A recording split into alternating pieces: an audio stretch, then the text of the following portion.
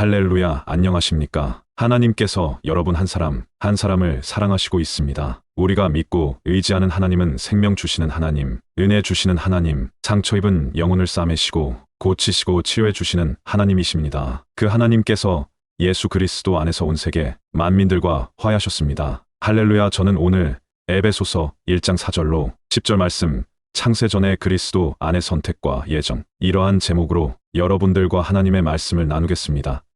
이 선택과 예정이라고 하는 이러한 것은 상당히 어렵고 복잡합니다. 또 하나님의 어떤 그런 계획 가운데 이루어지는 일이기 때문에 이러한 것은 우리 사람의 입장에서 다루기 어려운 것입니다. 이미 창세 전에 하나님께서 그렇게 계획하신 것을 사람이 그거를 명확하게 알기는 심히 어렵습니다. 그러면 이러한 선택과 예정에 관한 문제를 알기 위해서는 성경 저자인 사도 바울이 어떠한 생각으로 어떻게 하나님의 말씀이 임해서 이러한 선택과 예정에 대해서 말씀하고 있는 것인지 우리가 그 바울이라고 하는 하나님의 종에 대해서 이해를 해야 됩니다.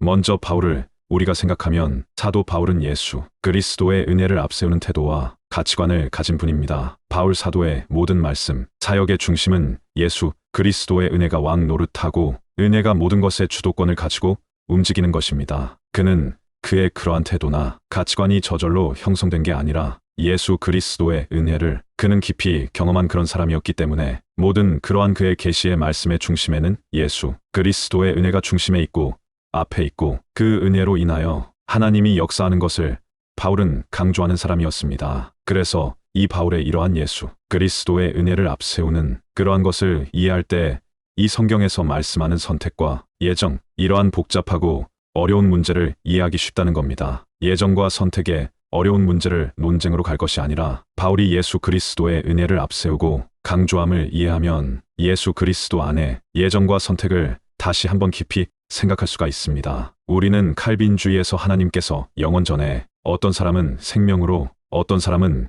멸망으로 예정했다, 이러한 말을 들어왔습니다. 이런 것에 대한 반발을 가진 분들은 그것은 하나님께서 그런 어떤 알고 그런 하나님께 돌이킬 그러한 것들을 알고 예정을 했다, 또 이러한 말을 합니다. 그리고 칼빈의 그러한 이중 예정에 대해서 곱지 않게 생각하는 그러한 분들은 그것이 문제가 있다고 보는 것입니다. 저도 그러한 문제가 있다고 보는 사람 편에 있습니다. 그래서 저와 같은 사람도 이러한 어려운 문제를 어떻게 답변을 얻었느냐? 칼 바르트라고 하는 신학자가 그 칼빈의 이중 예정을 따라가지 않고 그는 그리스도를 말하기 시작한 겁니다. 그리스도를 모든 이러한 교리나 중요한 이슈가 되는 그러한 곳에 그리스도를 앞장 세우는 겁니다. 그런데 바르트의 그러한 생각이 맞다는 것입니다. 왜냐하면 여기에 오늘 말씀에도 읽으면서 나누겠습니다만 예정이라고 하는 것은, 선택이라고 하는 것은 예수 그리스도 안에서 이루어진 겁니다. 그리고 우리가 거기에 참여하게 되면 모든 그리스도 안에 있는 그 풍성한 은혜와 복이 우리의 것이 됩니다. 그러나 그리스도를 떠나서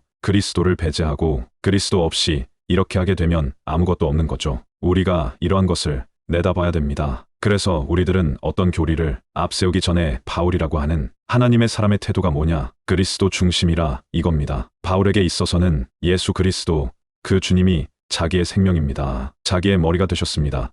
모든 것에 모든 것이 되십니다. 자기는 그리스도를 얻기를 원했고 그리스도를 얻기를 원한다면 지금까지 그렇게 중요하게 여겨왔던 모든 것을 다 배설물로 여길 정도로 그리스도에 대한 뜨거운 마음이 바울에게는 있었습니다. 그러니까 이러한 바울의 태도, 가치관, 바울이 살아온 생애, 이러한 모든 것이 그리스도 중심이라는 거예요. 그리스도를 앞장세워 특별히 바울은 다메섹에서 예수 그리스도를 믿는 하나님의 자녀들을 핍박하기 위해서 가는 도중에 그 주님이 찾아오셔서 이 바울의 마음을 강타하신 겁니다. 바울을 찾아오셔서 그의 마음을 어루만져 주시고 변화시켜 주시고 그의 어두운 눈을 밝혀 주시고, 모든 것이 자기로부터 시작된 게 아니고 주님이 찾아오신 후에 주님이 그 바울 안에 임마누엘 하셔서 그 놀라운 일을 이루신 겁니다. 그래서 바울의 신학, 바울의 가치관, 바울의 정신세계 안에는 예수 그리스도가 그의 전부가 되신 거예요. 자기는 내려가는 거예요. 그러니까 이 바울의 이러한 것들을 이해를 하면 예정과 선택에 대한 문제도 그리스도 안에서의 선택이고 예정이구나, 이걸 알면 우리는 그러한 것에 대해서 호기심을 갖고 그러한 비밀을 캐내려고 하는 게 아니라 바울처럼 사모하는 우리 예수님, 사랑하는 우리 예수님, 영광 중에 계신 우리 예수님, 그 주님을 추구하게 되는 것입니다. 바울은 그래서 그리스도를 추구한 사람이지, 그리스도를 추구하다가 그러한 하나님의 그 만세 전에의 선택과 예정을 알게 된 거죠. 그리스도를 추구하지 않았다면 그건 알 길이 없는 것이었습니다. 그래서 우리가 이거 한번 읽어보겠습니다. 예수 그리스도와 올바른 관계를 맺은 사람은 예정과 선택에 포함되지만 예수 그리스도와 올바른 관계를 갖지 못한 사람은 예정과 선택에 포함되지 않을 수도 있습니다. 그러니까 바울의 이런 말씀에 따르면 우리 예수님과 올바른 관계를 맺은 사람은 예정된 자요, 선택된 자요, 하나님의 아들이요, 상속자요, 공동상속자요, 그리스도와 함께 왕 노릇할 수 있는 그런 은혜를 받은 자지만 그렇지 않는 예수님과 올바른 관계가 맺어지지 않았습니다. 그런데 자기가 예정을 말해 선택을 말해 이거는 허상에 불과하다는 것입니다. 그러니까 더 예수님을 이러한 진리를 우리가 알기 위해서라도 우리 예수님께 더 가까이 나가고 우리 예수님과 함께하는 것이 무엇인가를 우리가 알고 그리스도를 자기 안에 내재화하고 그리스도가 자기 안에서 증가와 확장을 가져올 수 있도록 늘 그리스도를 추구하는 사람이 되어야 될 줄로 믿습니다. 그래서 그러므로 예수 그리스도와의 생명의 연합 안에 위치를 정하면 그러니까 예수 그리스도와의 생명의 연합입니다. 그러니까 말이 아니라 실제적으로 그리스도가 우리의 생명이 되시고 우리의 머리가 되시고 우리의 영적인 남편이 되시고 우리는 그리스도께 의존되어 있는 거죠. 그리스도께 연합되어 있는 것입니다. 그리스도를 떠나서 어떻게 우리가 예정되고 선택되고 구원받고 새 생명 얻고 그러한 게 없고 예수 그리스도 안에서 이루어진 것을 하나님께서는 이렇게 바울을 통해서 계시한 겁니다. 그래서 이렇게 위치를 정하면 만세 전의 예정과 선택을 은혜의 선물로 받게 되는 것입니다. 그러니까 이 은혜, 그리스도 이러한 것에 대한 초점을 맞춰야만이 성경 전체는 이렇게 계시의 말씀으로, 은혜의 말씀으로, 생명의 말씀으로 우리에게 전달이 되는 것입니다. 그리고 예수 그리스도와의 올바른 관계라고 하는 것은 자주 제가 말씀드리고 있습니다만 올바른 관계는 뭐냐? 생명의 관계입니다. 그리스도로부터 나온 것만 교회가 되는 것입니다. 그러니까 올바른 관계라고 하는 것은 예수 그리스도의 십자가에 나의 옛사람이 연합되어 있고 옛사람은 예수 그리스도의 십자가에 연합되어서 거기서 끝난 겁니다. 연합되어 있고 예수 그리스도의 부활에 거듭난 새 사람으로 연합되어 있는 것을 말씀하고 이거는 존재 방식입니다. 상태를 말합니다. 우리는 이러한 상태로 우리 존재가 옛사람은 끝나고 그리스도의 부활 안에서 새 사람으로 새 생명으로 사는 우리의 신분, 존재, 위치가 바뀌어진 거죠. 우리는 거듭난 하나님의 아들들이 된 것입니다. 이렇게 말씀하셨습니다. 우리가 위치를 이렇게 정한다는 거예요. 그러한 방식으로 그리고 그 믿는 자 안에 생명 주는 영이신 성령, 하나님이 그 사람의 마음에 왕좌에 앉아있는 상태를 말씀하는 것입니다. 이런 사람이 지금 올바른 관계를 맺고 있고 그 올바른 관계를 주님과 유지하면서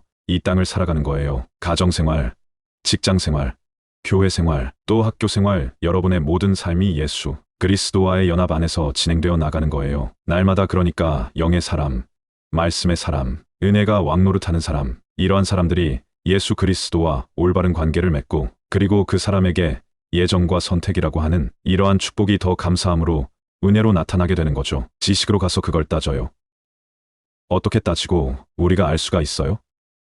알 길이 없는 거죠. 그리고 성경은 그렇게 어려운 문제를 우리에게 다 밝힌 게 아닙니다. 그런데 성경에서 추론을 해가지고 추론을 하면 안 되고요. 늘 그리스도 중심해야 되는 겁니다. 칼 바르트라고 하는 신학자의 위대함은 그의 신학이 이 세계 역사의 어떤 신학자보다 예수 그리스도를 모든 중심에 두었다는 거예요. 그래서 그의 신학은 그리스도 중심의 신학이라고 합니다. 모든 것을 그리스도 중심에 두었기 때문에 심지어는 성경도 그리스도 중심으로 봐야 되는 거예요. 성경 자체만을 가지고 그리스도를 보려고 하지 말고 십자가에서 우리를 위하여 죽으시고 3일 후에 부활하신 그 그리스도가 누군가를 알고 들어가면 성경의 모든 난제도 풀리고 해석이 되는 것입니다. 그런데 칼 바르트는 그러한 방식으로 성경을 볼 수 있는 지평을 열어준 그러한 사람이죠. 단순히 성경을 해석하는 그러한 정도가 아니고 그는 기독교 신학 체계에 아주 가장 중요한 것들을 제시한 거예요. 그래서 자유주의 신학자들의 모든 논리와 사상을 일거에 깨뜨려 버린 것이죠. 그만큼 그리스도 중심의 신학은 중요한데 바로 그러한 방식으로 성경을 읽어야만 하나님의 생명의 말씀, 은혜의 말씀, 진리의 말씀이 우리 사람들에게 전달이 된다는 것입니다. 이렇게 말씀을 드렸고 성경에서는 우리 예수님께서 이러한 말씀하셨습니다. 너희가 요한복음 15장 16절에 너희가 나를 택한 것이 아니오 내가 너희를 택하여 세웠나니 이는 너희로 가서 열매를 맺게 하고 또 너희 열매가 항상 있게 하여 내 이름으로 아버지께 무엇을 구하든지 다 받게 하려 합니다. 그러니까 선택의 문제는 우리가 주님을 선택하지 아니었음을 알 수 있습니다. 주님이 저와 여러분을 선택하셨습니다.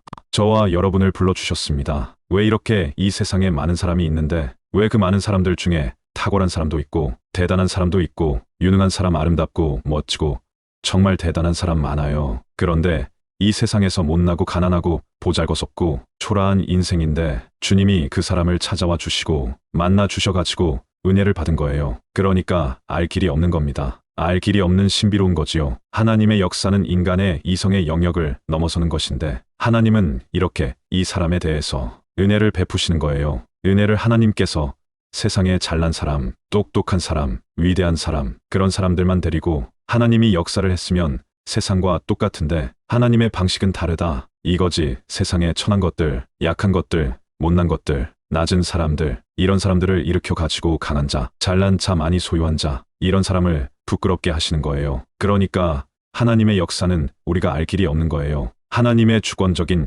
역사라는 겁니다. 그런데 우리 주님께서 이런 주권적인 역사에 대해서 명쾌하게 밝혀주신 겁니다. 이거 말씀 다시 한번 바울을 이해를 해야만이 이런 선택과 예정이라는 걸 우리가 알 수 있습니다. 로마서 5장 21절에 이는 죄가 사망 안에서 왕노릇한 것 같이 은혜도 또한 의로 말미암아 왕노릇하여 우리 주 예수 그리스도로 말미암아 영생에 이르게 하려 합니다. 그러니까 죄가 사망 안에서 왕노릇한 것처럼 은혜가 생명 안에서 의로 말미암아 왕노릇하는 거예요. 은혜가 왕노릇하는, 그래서 영원한 그러한 생명이 우리에게 주어지는 것입니다. 그러니까 사도 바울은 늘 은혜가 우리의 삶의 모든 영역을 지배하고 다스리고 모든 근원이 예수 그리스도의 은혜입니다. 우리가 그러니까 어떤 일을 하든지 은혜 아래서 우리가 행하는 거예요. 주님의 은혜 아래서 행할 때 성령 하나님의 능력과 권능이 나타납니다. 그런데 바울은 바로 이러한 태도를 가지고 실제로 살았고, 그러니까 이러한 계시의 말씀을 기록으로 남긴 거죠. 은혜가 왕노릇하는 거죠. 그러니까 이러한 것을 알아야 만세 전에 그리스도 예수, 우리 주님 안에서 우리가 예정되고 선택된 것에 대한 눈이 떠지는 것이죠. 그리스도가 중요한 거예요. 그러니까 예수 그리스도가 중요합니다. 바울은 이 유명한 말씀, 고린도 전서 15장 10절, 그러나 내가 나 된 것은 하나님의 은혜로 된 것이니, 바울이 이렇게 위대한 그리스도의 사도가 되고 하나님의 영광을 위해서 귀하게 쓰임 받은 것은, 자기가 그렇게 된 것은 하나님의 은혜로 되었다는 거예요. 자기가 뭘 노력해서 자기가 힘썼어요. 고생 많이 했습니다. 매도 많이 맞았습니다. 그러나 그는 그러한 것은 다 현실이고 그 모든 근원, 원동력, 그 힘 주신 분, 소스, 근원은 하나님의 은혜라고 하는 것입니다. 예수 그리스도의 은혜죠. 내게 주신 그의 은혜가 헛되지 아니하여, 그는 그러니까 은혜를 헛되이 받지 않은 거예요. 그 은혜를 너무 귀하게 알게 된 거예요. 우리도 마찬가지예요. 우리도 모든 믿는 자들은 바울에게 주신 그 은혜를 다 받은 거예요. 하나님의 은혜를 받은 거예요. 하나님의 사랑을 받은 거예요. 그런데 바울은 그 은혜가 헛되지 않게 한 거예요. 어떻게 해요? 날마다 그리스도를 중심하는 거예요. 그리스도를 바라보는 거예요. 그리스도를 사모하는 거예요. 자기 안에 임마누엘 하신 성령님을 통해 사역하는 것은 다른 걸 사역하는 게 아니에요. 늘 그리스도를 사역하는 겁니다. 자기 자신 안에서부터 그리스도가 증가되고 확장되고 충만하고 정말 내게 사는 것은 그리스도니 라고 말을 하는 것입니다. 말이 아닙니다. 실제로 그렇게 살았습니다. 그래서 그의 메시지에는 그 그리스도의 그 사랑, 그 은혜를 너무나 소중하게 여기는 거예요. 저도 말은 이렇게 하지만 우리 예수 그리스도, 우리 주님의 은혜를 그렇게 귀하게 대하지 못할 때가 많습니다. 회개해야 됩니다. 그런데 바울은 그 그리스도의 은혜를 헛되이 받지 않는 거예요. 그래서 너희들은 그 은혜를 헛되이 받지 말라, 이런 경책을 주셨지 않습니까? 그런데 바울은 그 은혜를 귀하게 받아들이는 거예요. 그래서 본회퍼라고 하는 신학자, 독일의 순교하신 신학자가 값싼 은혜를 말한 겁니다. 값싼 은혜, 값진 은혜를 말했는데, 그것은 이 그리스도의 은혜는 다 받았는데 대다수의 많은 그리스도인들이 값싼 은혜처럼 그렇게 대한다는 거예요. 너무나 고귀한 이 놀라운 그리스도의 은혜를 바울처럼 받아야 되는데 바울처럼 받지 않고 그냥 받는 거예요. 그렇게 하면 안 된다는 거죠. 그런데 바울은 그리스도의 은혜가 헛되지 아니하여 내가 모든 사도보다 더 많이 수고했어요. 더 많이 고생했습니다. 더 많은 모든 수고를 아끼지 않았습니다. 다른 사람들은 자기 부인 데리고 다니고 그렇게 복음 전했어요. 그리고 유대인들에게 칭찬받았습니다. 환영받았습니다. 바울은 유대인들에게는 유대인들에게 미움받고 이방인들에게는 이방인에게 미움받고 결혼도 하지 않고 정처가 없고 굶주리기도 너무 많이 하고 매는 말로 다 할 수 없을 만큼 맞았고요. 40에 감한 매를 5번 맞았으니 여러분 40에 감한 매는 알다시피 40대를 때리면 죽는다고 생각하고 39대를 때린 거랍니다. 그거를 5번씩 맞았습니다. 어떻게 되겠습니까? 돌로 맞았습니다. 그런데 돌로 맞아가지고 죽은 것처럼 그렇게 됐기 때문에 그 사람들이 내버리고 간 거예요. 죽은 줄 알고 얼마나 돌로 피투성이가 되지 않았겠어요? 태장으로 3번 맞고 강도의 위험, 말로 다 할 수 없는 이러한 어려움들을 경험했어요. 수고 많이 했습니다. 그런데 바울이 뭐라 그럽니까? 내가 한 것이 아니오. 할렐루야. 이러한 정신이 어디에서 나옵니까? 우리 예수님을 내재화하고 우리 예수님의 생명을 살아낸 바울에게서 나온 거예요. 하나님의 사람, 성령의 사람, 말씀의 사람, 은혜의 사람, 그 사람에게서 이게 나온 거예요. 그렇게 자기가 아니라는 거예요. 자기가 그렇게 많이 수고했지만 내가 아니요. 내가 한 것이 아니요. 나와 함께 하신 하나님의 은혜로다. 이러한 바울의 은혜를 앞세우는 은혜가 왕노릇하는 그런 삶을 실제로 이 바울은 살았다는 것입니다. 그래서 바울, 서신을 이해하려면 이 바울이라는 사람을 알아야 되는 거예요. 말이 아니요. 이는 그리스도의 생명을 살아낸 사람이요. 제가 그래서 늘 강조하는 것은 바울이 받은 계시가 these surpassingly great revelations, 모든 것을 능가하는 위대한 계시가 바울에게 임했는데 그 바울이 받은 계시는 짠하고 어느 날 하나님께서 보여주셔서 너 이걸 써라 그래가지고 그런 게 아니고요. 자기가 예수 그리스도의 십자가에 죽음 안에 참여했다니까.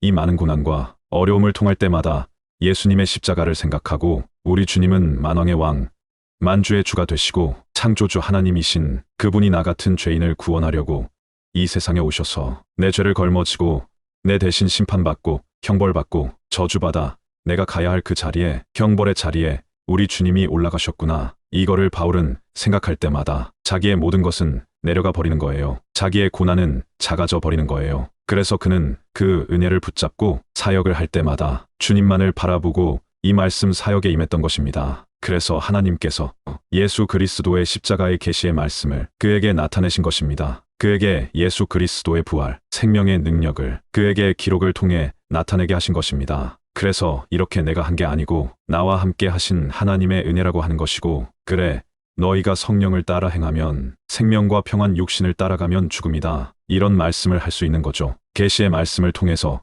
그걸 기록한 겁니다.